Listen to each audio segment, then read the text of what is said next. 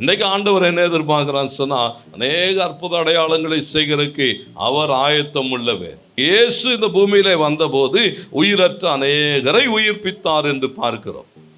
மோசேயினுடைய கோல் மாத்திரம் அல்ல, கிறிஸ்துவனுடைய வார்த்தை என்ன செய்கிறதா, உயிரற்ற அநேகரை. யோவான் 11 நீங்கள் வாசிக்க முடியும். 45, 46 வசனங்களிலே மரித்து போன லாசருவோடு கூட அவர் இடைப்படுகிறதான இடம் அது. லாசருவை குறித்து வேதம் சொல்லுகிறது, மரித்து அடக்கம் பண்ணப்பட்டு 4 நாட்களுக்கு மேலாகி நாறிப்போன நிலைமையிலே இருக்கிற லாசருடைய வாழ்க்கையை ஆண்டவர் என்ன செய்கிறதை பார்க்கிறோம். அப்படியே நொடிப்பொழுதிலே மறுபடியும் புதுப்பிக்கிற அற்புதத்தை செய்தார். தேவனுடைய அற்புதங்கள் ஏன் சொன்னா, உயிரற்ற நிலைமையிலே ஒன்றுக்கும் உதவாது என்கிற சொல்லுகிற நிலைமையில இருக்கிற ஒன்றை தேவன் உயிர்ப்பிக்க முடியுமானால், தேவன் ஒன்றை புதுப்பிக்க முடியுமானால், அதே தேவன் தான் இன்றைக்கும் உயிரோடு கூட இருக்கிறார். இன்றைக்கும் அதே அற்புதத்தை செய்வார்.